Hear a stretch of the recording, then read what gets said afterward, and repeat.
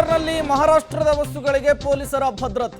ಮಹಾರಾಷ್ಟ್ರದಿಂದ ಬೀದರ್ಗೆ ಬಂದು ಹೈದರಾಬಾದ್ಗೆ ಹೋಗ್ತಾ ಇರುವಂತಹ ಬಸ್ಗಳಿಗೆ ಭದ್ರತೆ ಕೊಡಲಾಗಿದೆ. ಯಾವುದೇ ಅಹಿತಕರ ಘಟನೆಗಳು ನಡೆಯಬಾರದು ಅನ್ನುವಂತಹ ಕಾರಣಕ್ಕೆ, ಯಾವುದೇ ಎಡವಟ್ಟುಗಳಾಗಬಾರದು ಅನ್ನುವಂತಹ ಕಾರಣಕ್ಕೆ ಇದೆಲ್ಲ ಮಹಾರಾಷ್ಟ್ರದ ಬಸ್ಸು ಒತ್ತಾಯವನ್ನು ಮಾಡ್ತಾ ಇದ್ದೀವಿ. ಮತ್ತೆ ಮಾನ್ಯ ಹಿರಿಯರಾದಂಥ ದೇವೇಗೌಡರು ಮತ್ತು ಕುಮಾರಸ್ವಾಮಿ ಅವರು ಮತ್ತು ರಾಜ್ಯದ ಎಲ್ಲ ಸಂಸದರು ಪ್ರಧಾನಿಯವರ ಜೊತೆ ಚರ್ಚೆ ಮಾಡಿ ಈ ಯೋಜನೆಯನ್ನು ಜಾರಿಗೆ ತರೋದ್ರ ಮುಖಾಂತರ ಬೆಂಗಳೂರು ನಗರ ಮತ್ತು ಸುತ್ತಮುತ್ತಲಿನ ಜಿಲ್ಲೆಗಳಿಗೆ ನೀರನ್ನು ಕೊಡಬೇಕನ್ನುವಂಥ ಒತ್ತಾಯವನ್ನು ಮಾಡ್ತಾ ಇದ್ದೀವಿ. ಸರ್, ಇವತ್ತು ಕರ್ನಾಟಕ ಬಂದ್ ಕರೆ ಕೊಟ್ಟಿದ್ದಾರೆ ಎಲ್ಲ ಕಡೆ. ರಾಜ್ಯದ ಬಹುತೇಕ ಜಿಲ್ಲೆಗಳಲ್ಲಿ ಕರ್ನಾಟಕ ಬಂದ್ಗೆ ನೀರಸ ಪ್ರತಿಕ್ರಿಯೆ ವ್ಯಕ್ತವಾಗ್ತಾ ಇರುವಂಥದ್ದು.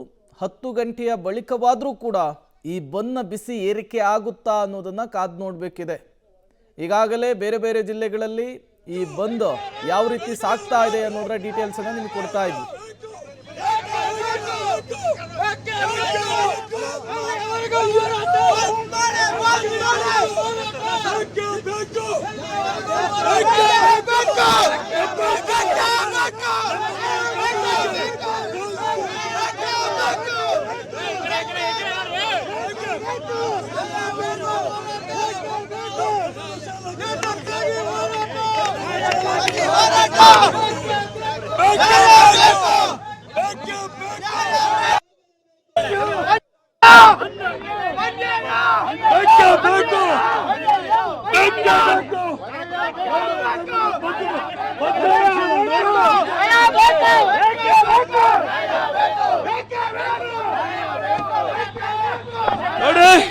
ನಾವು ಎಲ್ಲೂ ಹೋಗಂಗಿಲ್ಲ, ಆ ರೀತಿ ಬಂದ್ ಮಾಡ್ತಾ ಇದ್ದಾರೆ.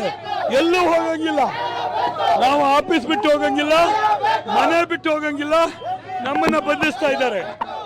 ನಾವಿಲ್ಲಿಗೆ ಬಂದಿದ್ದಷ್ಟೇ. ಹಾಗೆ ಬಂದ್ ನಡೀತಾ ಇದೆ, ಏನ್ ನಡೀತಾ ಇದೆ ಅಂತ ನೋಡಕ್ ಬಂದ್ರೆ ನಮ್ಮನ್ನ ತೆಗೆದು ಬಸ್ಸಿಗೆ ತುಂಬ್ತಾ ಇದ್ದಾರೆ. ತುಂಬಬೇಕಾಗಿದ್ದು ನಮ್ಮನ್ನಲ್ಲ, ಮರಾಠಿಗರನ್ನ, ಮರಾಠಿ ಪುಂಡ್ರನ್ನ ತುಂಬಬೇಕಾಗಿದ್ದು ನಮ್ಮನ್ನ ತುಂಬ್ತಾ ಇದ್ದಾರೆ. ಒಬ್ಬ ಚಾಲಕನ ಮೇಲೆ ಹಲ್ಲೆ ನಡೀತದೆ, ಅದನ್ನ ಕೇಳುವ ಪ್ರಶ್ನೆ ಕೇಳುವ ಹಕ್ಕು ನಮ್ಮ ಸರ್ಕಾರಕ್ಕಿಲ್ಲ, ಆ ತಾಕತ್ತು ನಮ್ಮ ಸರ್ಕಾರಕ್ಕಿಲ್ಲ.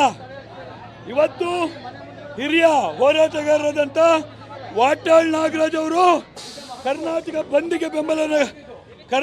ಬಂದಿಗೆ ಕರೆಯನ್ನು ನೀಡಿದ್ದಾರೆ. ಇವರು ನಮ್ಮನ್ನು ಹತ್ತಿಕ್ಕುವಂತ ಕೆಲಸ ಮಾಡ್ತಾ ಇದ್ದಾರೆ.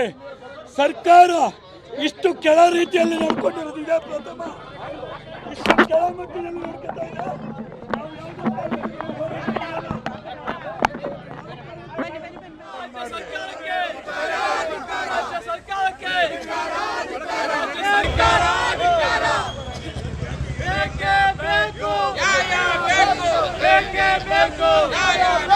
ಎಲ್ಲಿಯವರೆಗೆ ಹೋರಾಟ